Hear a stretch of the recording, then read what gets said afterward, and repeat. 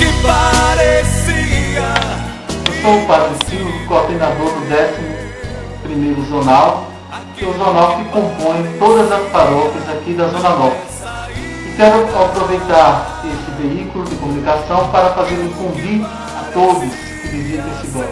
No dia 15 de agosto, estaremos encerrando a Semana Nacional da Família, que tem como tema Família, formadora de valores humanos e cristãos.